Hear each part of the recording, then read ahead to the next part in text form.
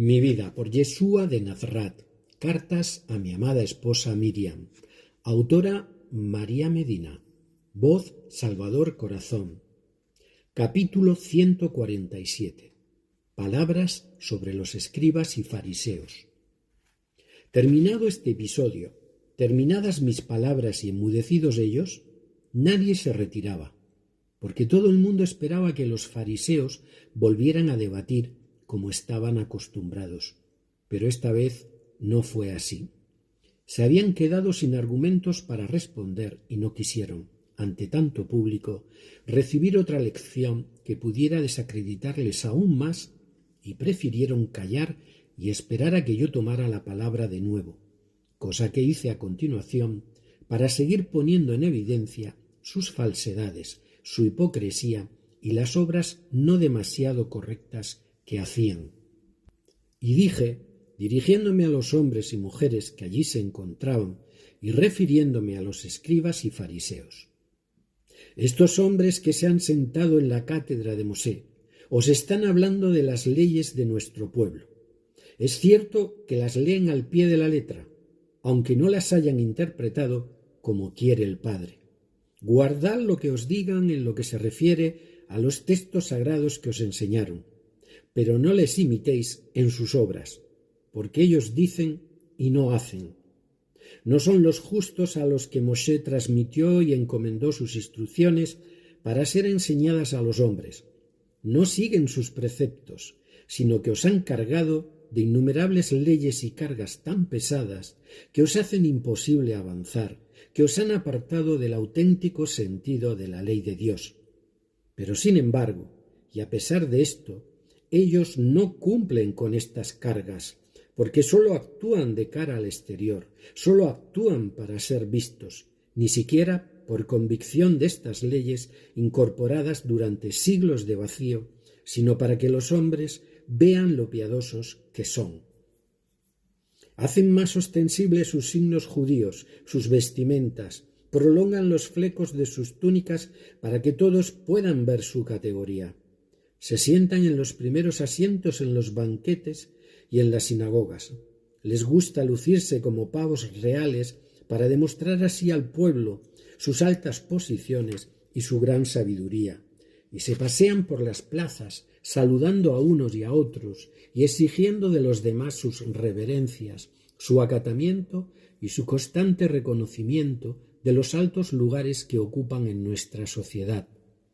Gustan de ser llamados rabinos, pero solamente para sentirse superiores, para que les obedezcáis, pero vosotros nunca os hagáis llamar maestros para ser admirados, seguidos y obedecidos, porque la auténtica grandeza y la sabiduría de un maestro van ocultas en su ser, en sus hechos y en sus palabras, y el que lo es no necesita e incluso rechaza el reconocimiento de los demás y los halagos de sus semejantes.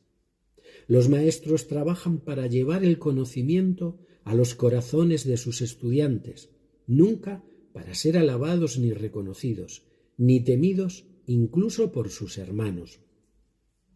Pero vosotros, si les teméis a ellos, teméis a estos hombres poderosos pero huecos, porque efectivamente tienen mucho poder y porque con una sola palabra os pueden aniquilar, aunque este aniquilamiento sea de orden moral, emocional o espiritual, que es la forma más contundente de someter a un hombre, de anular el poder de su alma, influyendo sobre sus emociones, pensamientos o sentimientos, y así consiguen que les creáis, porque entonces les obedecéis, mientras ellos inflan sus egos a causa de vuestra obediencia y de vuestra ignorancia, y luego no cumplen las leyes que os imponen.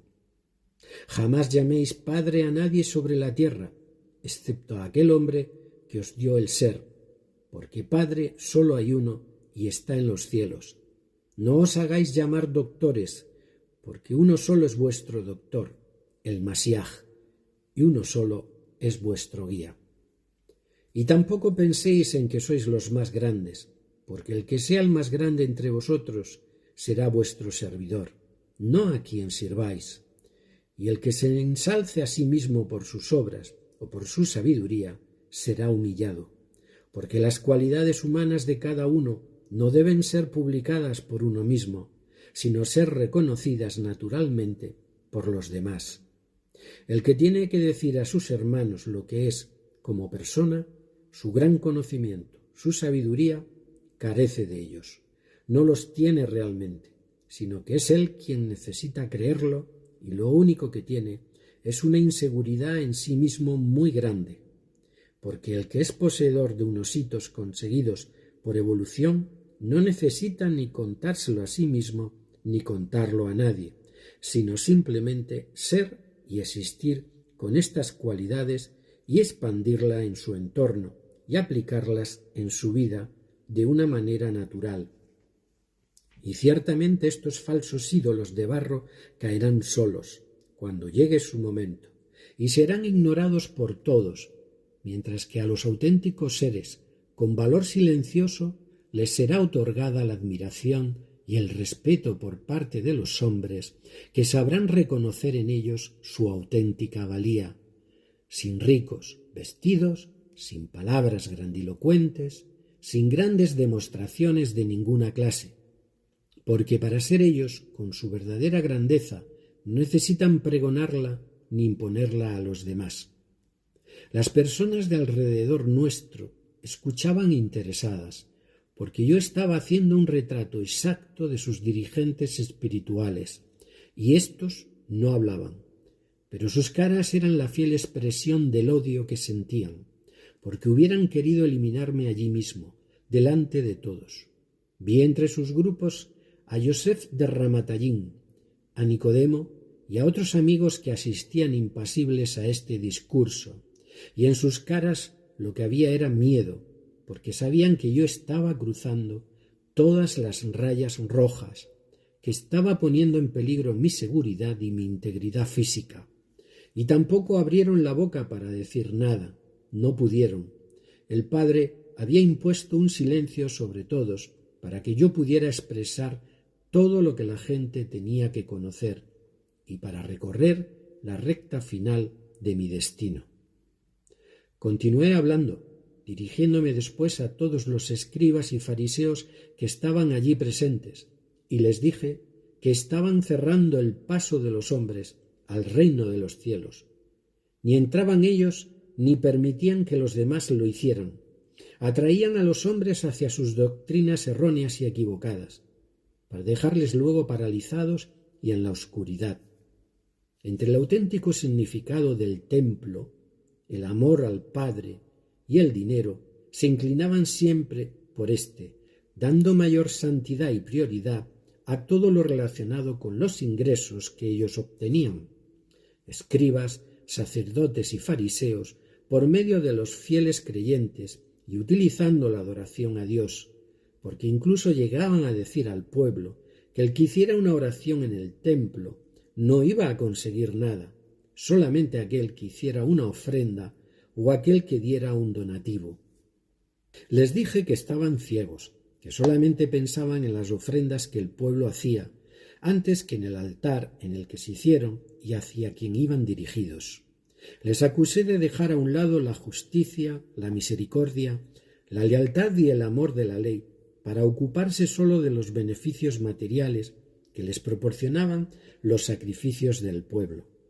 Les recriminé que habían caído en la codicia y en el materialismo, dejando a un lado lo que realmente era importante, lo único que el Padre recibía a través de las oraciones de los hombres, que se ocupaban más de las pequeñas normas e ignoraban los preceptos más grandes, que condenaban las pequeñas faltas de los hombres, y sin embargo, las que ellos cometían eran mucho más grandes.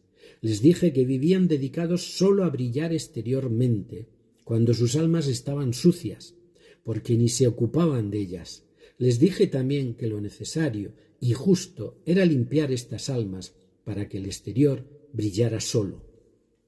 Sí, es cierto que les comparé a sepulcros encalados que por fuera estaban bien cuidados, pero que en su interior estaban llenos de huesos muertos y suciedades. Aparecían como justos por fuera y sus almas estaban llenas de iniquidad, porque en sus corazones sólo había hipocresía y falsedades.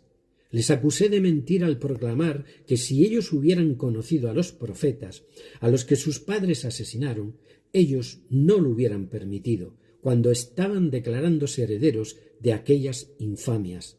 Y les acusé de que estaban continuando con el mismo modo de obrar que habían tenido sus antecesores ya desde los tiempos de Abel, porque tenían delante de ellos a uno con el que iban a hacer exactamente lo mismo que lo que hicieron sus padres, repitiendo lo hecho por ellos y continuando su legado. Y les previne que no iban a escapar al juicio del Padre, porque toda acción que sale del hombre a éste vuelve en su justa medida. Incluso el pueblo de Israel también iba a recibir la medida de todo su comportamiento. Les recordé las palabras del profeta que dijo: les enviaré profetas y les darán muerte, y les seguirán de una ciudad a otra, y toda la sangre de los justos que ha sido derramada sobre la tierra, desde la sangre de Abel, caerá sobre vosotros. Y para confirmar aún más todo lo que os estaba diciendo, vimos que muchas personas se acercaban al arca del tesoro, lugar en el que se depositaban los donativos para el templo y también, y esto hay que decirlo, para ayudar y dar de comer a cuantos mendigos no tenían nada y sobrevivían con mucha dificultad, viviendo solamente de lo que el pueblo les daba y los levitas del templo distribuían entre ellos. Estos donativos eran una costumbre ancestral de nuestro pueblo, porque en las leyes de Moshe estaba prescrito la donación de un tanto por ciento de los ingresos que por trabajo o por cualquier otra causa recibiera cada uno, el diezmo. En esto el pueblo de Israel era muy cumplidor, porque solían ser generosos con los desamparados, y los que tenían unas posiciones económicas más sólidas, es cierto que donaban más que otros, debido a la cantidad equivalente al tanto por ciento de sus posesiones. Vimos entonces que entre las personas que se acercaban a depositar sus donativos, iba una mujer viuda. No tenía nada, vivía también de la caridad y de la ayuda de sus vecinos. Ella se acercó al arca de la recaudación y depositó en ella todo cuanto tenía. Lo hizo porque sabía que había otros hermanos que tenían todavía mucho menos que ella y se compadecía. Su generoso corazón prefería compartir con ellos toda su hacienda. Uno de vosotros comentó que había dado muy poco dinero y os respondí diciendo: estáis viendo que hay gente que deposita grandes cantidades para los pobres, pero pueden hacerlo porque ese tanto por ciento que entrega indica que tienen mucho más.